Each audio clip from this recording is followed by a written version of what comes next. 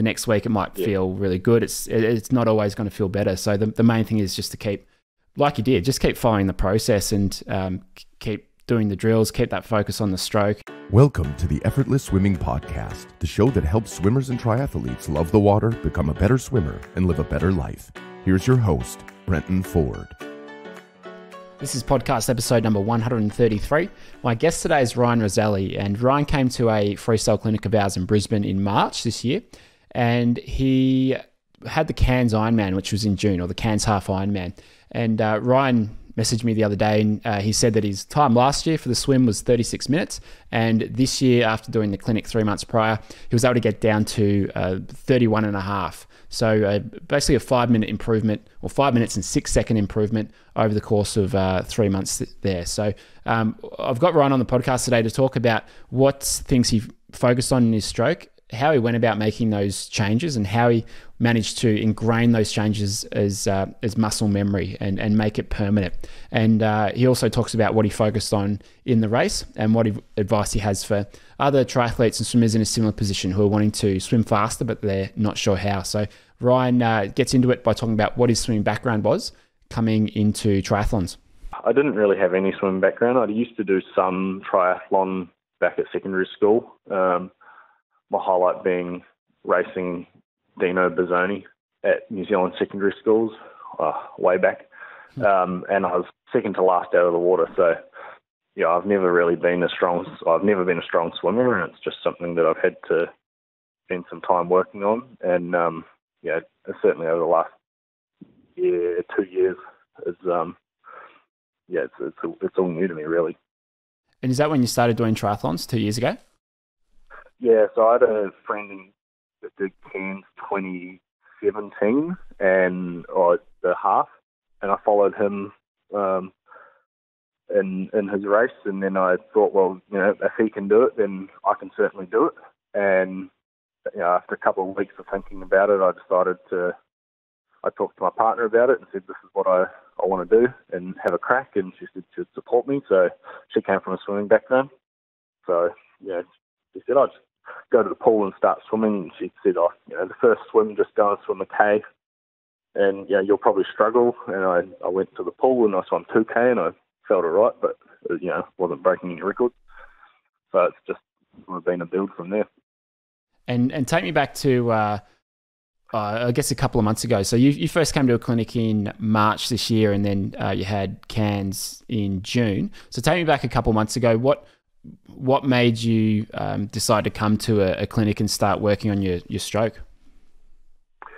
For me, I'd never had any sort of coaching, so I wasn't making any inroads with my swimming. It was kind of my times weren't really improving as much as I was trying to get quicker in Olympic races and all that kind of stuff that I was doing locally. There was no change, and I'd find I was just playing a game of catch up when it came to the bike and the run. And I decided if I want to, get me better at this, then I need to start swimming better. I've been recommended by others in my tri club to come along and give one of your sessions a go. So I thought, leading into Cairns, it's the perfect time. Gives me a good 3 or 4 months of lead-in work to work on, whatever we covered in the clinic. And for me, it certainly worked. And what were those things that that you took away from the clinic? What were those key points that you ended up focusing on for the 3 months going into Cairns? My biggest one was probably putting on the brakes. Personally, that's what I think. And, coming into the water, and my hand was just shooting back up to the surface, and I think every single stroke was just slowing you down. But then from there, getting on those train tracks, straightening everything up. There's a little bit of hand entry and breathing. And I think, combine all of those things. At that time, I'd been watching your videos as well, so I was aware of, trying to get my elbow in the right position for that catch, elbow higher than the wrist. And I was aware of that, but it wasn't until I actually saw it on video that I saw that I was actually a fair way away from that, and certainly focusing on the drills to dial that in as well. So what did you, and actually going back to when you came to the clinic, and I look back at those videos, the video we took at the start and the one we took at the end when you were trying to make some changes there at the end. And when you, because I think the main thing in that second video at the end that you focused on was entering further out and avoiding putting the brakes on. And just that change alone, I reckon that was one of the real main ones that just made the stroke flow a lot better. So much less drag being created, and it just kept the speed up. So you weren't decelerating as much each time. And just from my perspective, looking at that difference there, it's like, if you can focus on that for 3 months, that's going to be a huge difference. And you already had some pretty good aspects of your catch and pull in place, which was really nice to see. So I think for you looking at the stroke, it was just a couple of tweaks to those things that you were mentioning, like hand entry further out, don't put the brakes on, don't lift the head too much to breathe. Just tweaking a few of those allowed you to kind of use those really good aspects in the stroke that you had. And and what did you do to lock in those changes as habit and change that muscle memory? Because it's easy to change something once, but then it's very easy to fall back into old habits. So how did you make those changes?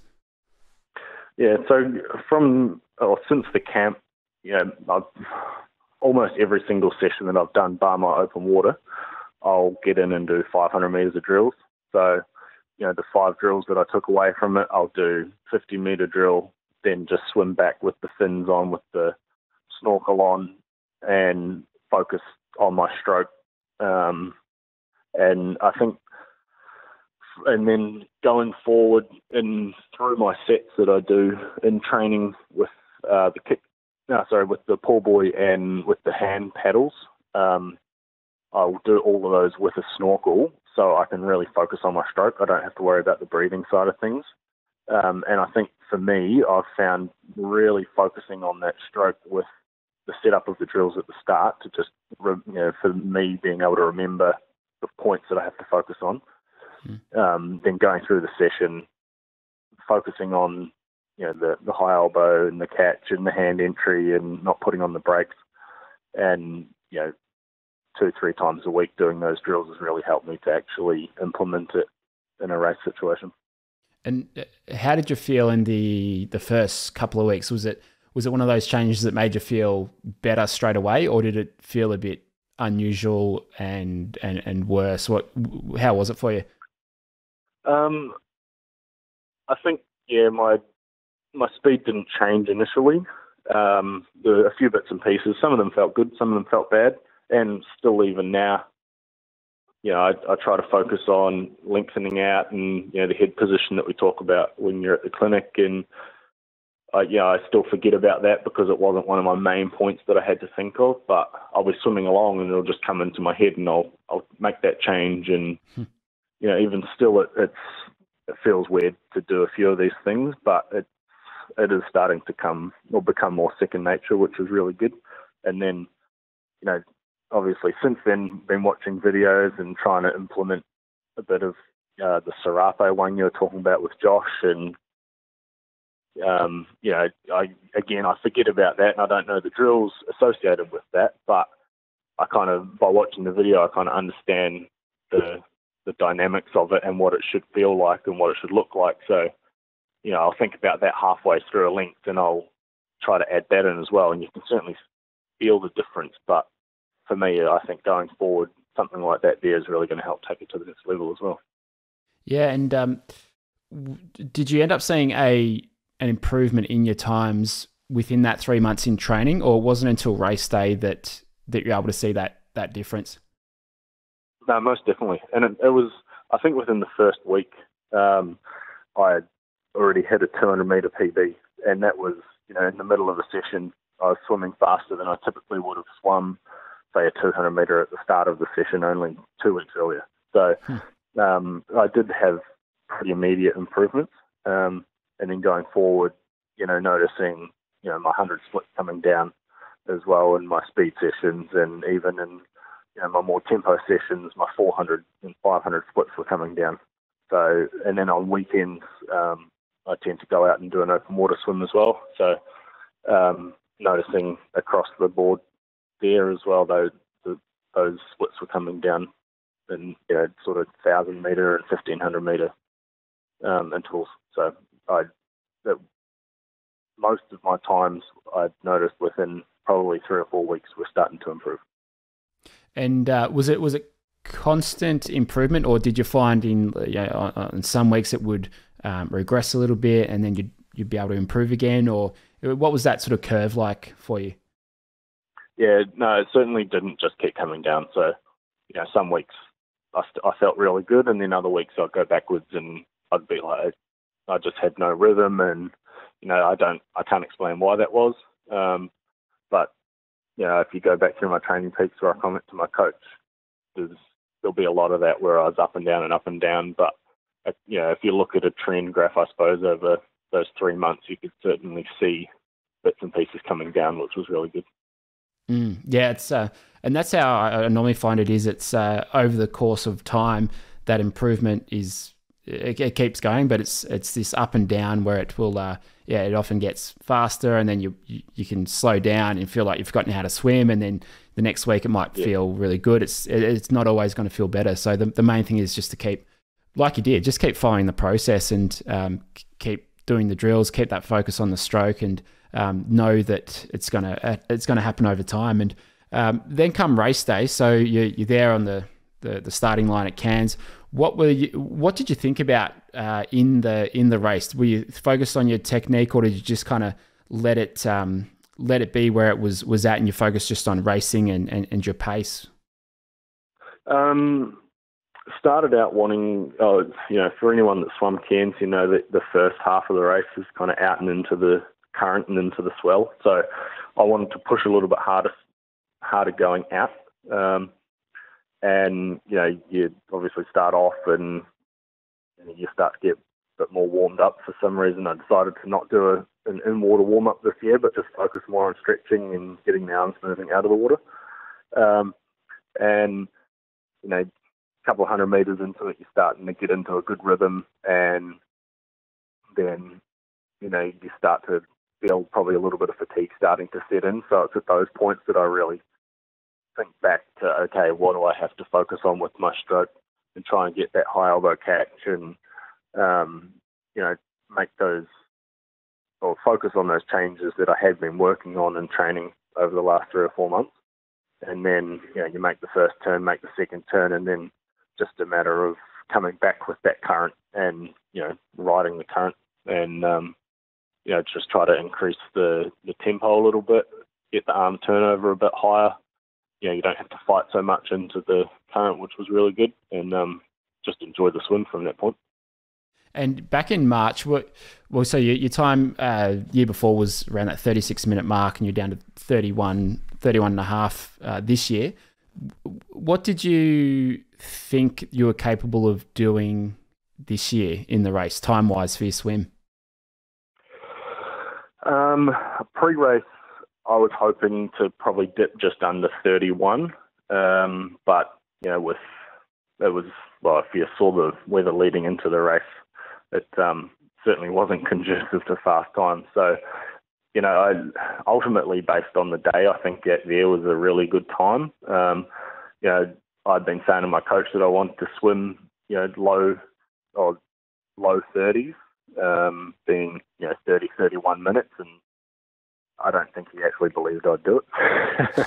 But I had the belief that I'd been working hard, and I'd been pushing him to come along to one of your courses, and I think he's going to sign up probably for the next one that's coming up. So I think I believed that I could probably go into the 30s, so not low 30s, and I was hoping for.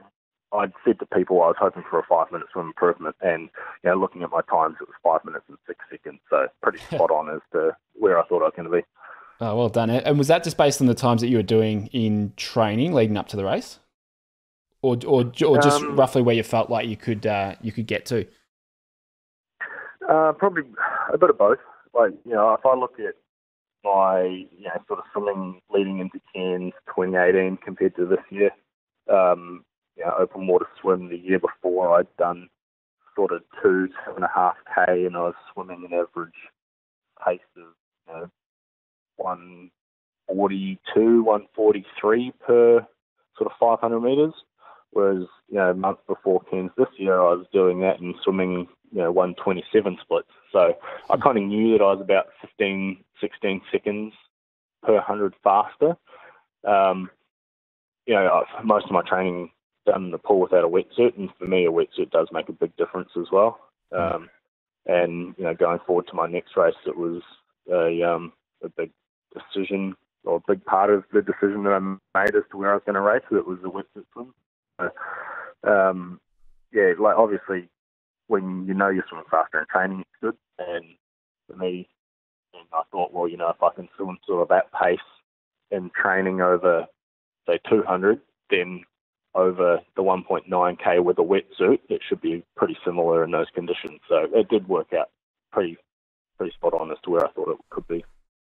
And then in the next sort of 6 to 12 months, what are your targets for your swim time? What do you feel like you can get down to? Next race, I'd like to dip under 30 if I can. As I said, it's a wetsuit swim, but it is fresh water. I'm heading over to 7.3 in Shanghai. And my ultimate goal is to qualify for Taupo 2020. So, there's a lot of work to be done. Obviously, if I can get another 2 or 3 minutes off my swim, that would, I think that would go a long way to helping me. And then we'll go from there. And for anyone who's listening to this who's wanting to improve their technique, or they're in the process of doing that at the moment, what advice can you give to them, and what would you recommend that they sort of think about, or are willing to go through in that period of change? What advice can you give to people? I always wish I'd gone to one of your clinics earlier. So, you spend all this money swimming every week, but, you've got a pool membership, or, paying daily or whatever it is that you're doing. And, if you don't know what you're actually doing, then, what's the point? You could just turn up on race day if you're not improving. So I always wish I'd probably gone a year earlier. But, for whatever reason, to be honest, I probably didn't even know about the clinics a year earlier. But I wish I'd signed up earlier once I did find out about them. And then from, once you're at the clinic, just work hard and focus on it. If you can swim an extra time a week, an extra session a week, and that's what I'm trying to do now, is fit in 4 sessions a week instead of 3, which certainly go a long way with that extra some fitness and strength as well. Yeah, I think that 4 sessions a week can really help as well. It's especially if you don't come from a swimming background. It's the fitness, and also just the feel for the water and developing the rhythm and timing. It helps a lot with 4. And I mean, even if you we have a lot of people who listen overseas. I mean, we mostly run clinics in Australia, but I did a video on I put a video on YouTube yesterday about how to film your freestyle, how to film your stroke if you don't have someone there to record you. And you can get like these GoPro attachments in the water. So just even seeing what you look like in the water can be the first step. And I mean, I ran clinics for about 3 years until I actually filmed myself, and it wasn't until I looked at myself and went, "There's no, I'm not doing that. That is not me." And then that started that process of changing it over the last couple of years. And it makes a big difference once you actually see yourself, because the perception is always very different than reality. Yeah, so, very much so. Yeah. And I know there's a few guys in our office that, we signed up to the corporate try, and, it wasn't long after the clinic, and he was swimming at lunchtimes, and I just one day brought along my GoPro and filmed him, and he was just absolutely shocked as to what he was doing. He thought he was so much better than what he was. So, even for him, and I got him onto your videos, and he's been watching those. So, he's learned a lot just from watching. Yeah, that's fantastic. Well, thanks so much for joining me on the podcast, and well done on such a massive improvement. And I want to preface it to say that, like 5 minutes, 5 minutes is a big improvement in the space of sort of 3 months from doing the clinic to racing. But it's a huge testament to the training that you've obviously put in, and the commitment to doing those drills and doing it every time. So well done, and I'm sure I'll see you again in the future. Yeah, no doubt. I think I'll be coming along with my tri club in a few months' to get a follow-up filming session done and hopefully make some more gains before Shanghai. So thank you very much for all your help. Thanks for listening to the Effortless Swimming Podcast. If you'd like us to help you become a faster, more efficient swimmer, go to www.effortlessswimming.com.